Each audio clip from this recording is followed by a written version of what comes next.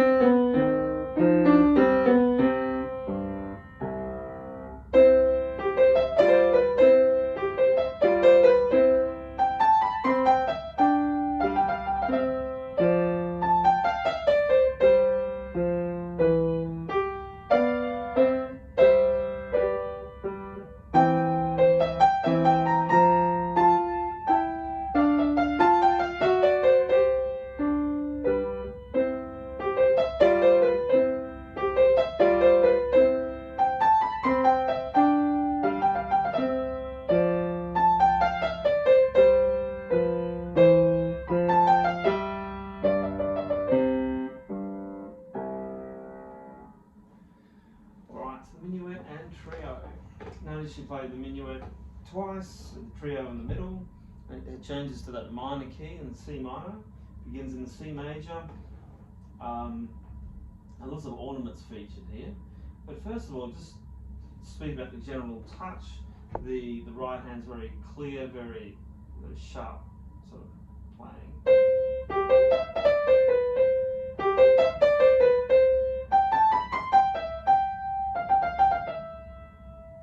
Very independent fingers to bring that clarity out. I'm going to play a bit more on our fingertips.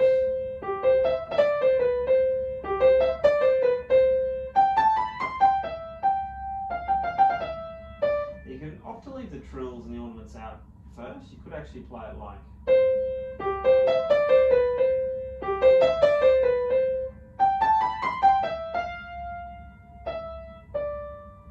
For the notes and the timing. When you get more advanced, you can start to add them in. So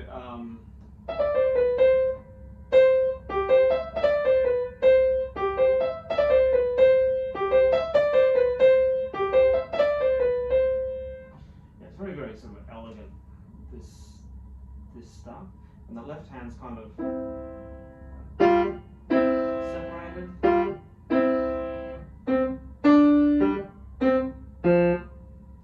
Supporting that triplet moving there.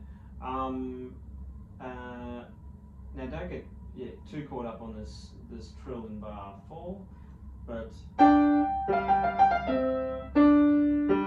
basically it's make it fit in there. The G comes in. It's great they've written it above it in this edition. Even though it says F, you start on the note above for the trill.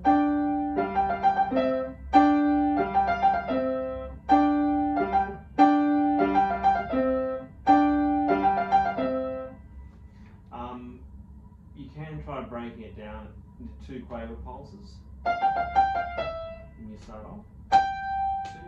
So you'll be going 1 and 2.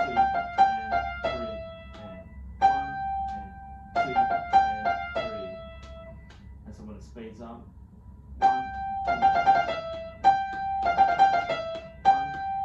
and two, and three. It's hard to count that fast. One and two, three. One and two, and three, and one and two, three. One and two, and three, and one and two, and three, and one and two, and three, and one and two, and so what I'm doing there is that quintuplet with the 5 underneath. I'm doing 3 for the first quaver pulse and just 2 for the second. 1, 2, 1, 2, 1, 2, 1, 2. To help break that down. You could slow it right down, bring it up. You can also just kind of wing it for a while, just try to fit 5 in, but you know, if you need to get that rhythm correct, you may need to go slower and break it down to get it right. So you could let it follow the lead of your left hand.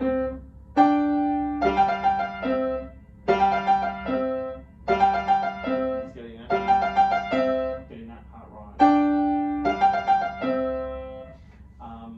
Notice at bar 6 that there's appoggiaturas, which is the fancy name for that grace note there, is actually a C to a B. So it goes 1, 2, 3 in bar 6.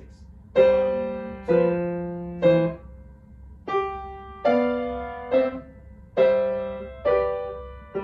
Notice the fingering, 5, 1, 4, 5, 1, 4, 2. Special care on these appoggiaturas to make that second note softer than the first. Then bar 8. So again, that kind of sync lift feeling will help you achieve that sync on the first, lift on the second. So as your wrist's coming up, you can't get too much power out of that finger, which helps it to stay quiet and soft.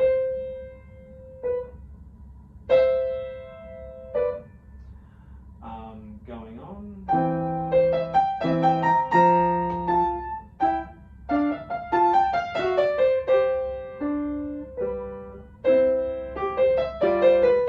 There's some interesting fingering there. So you're starting on a 3.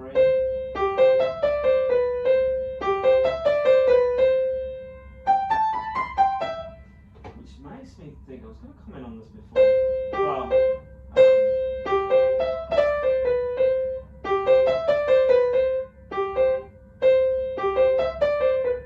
yeah, look,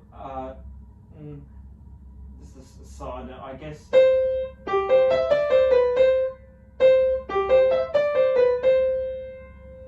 They put 4 there. It's like, I'm talking about bar 2. So right back at bar 2, I would change to 3, bar 2 on that C. So the second time that C happens. But here, I'd go back to 3 there. They've got it on 4, but you get this odd thing where in the middle of a fast passage you're going 1, 2, 4, 4, 1, 2, 4, 4. Which is a little odd unless you're purposely trying to slur it. Which you could do.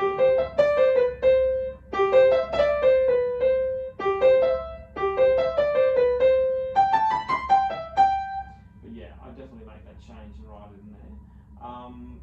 Because then down the part because it was just a bit of a tangent there, so because this part's a repeat, and you're just sitting nicely on that 3 on the C for the whole time.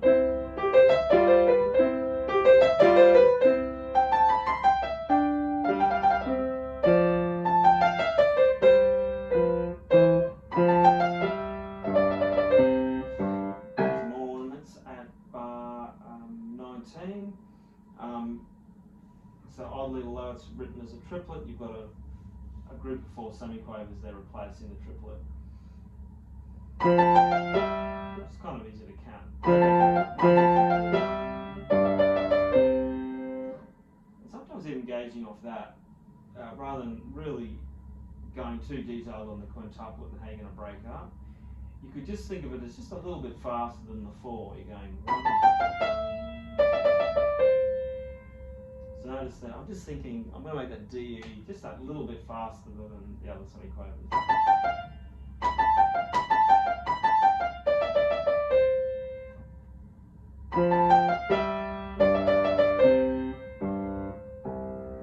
And notice the so staccato markings, the tenuto with the dots, right at bar 20 in that left hand, getting that separation. Same with the left at bar 8 too.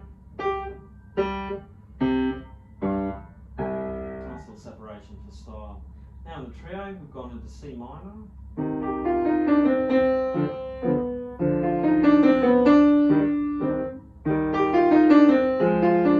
So, okay, again, those two note slurs, so bar 22,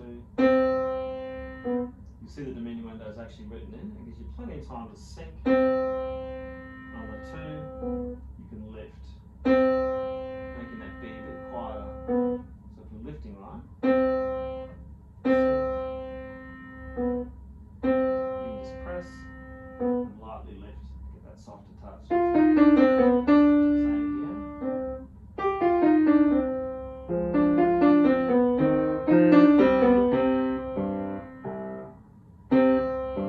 It can be easy to overhold here, so make sure you put all the rests in, and then we're into bar 29. It's quite low, so make sure you get that quite left.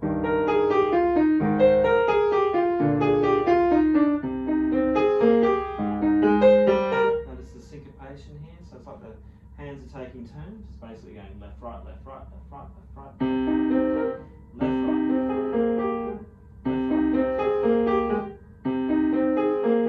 right,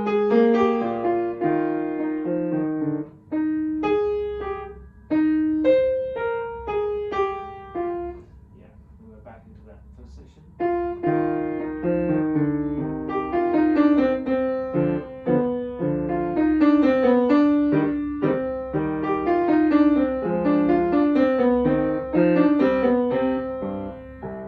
you're back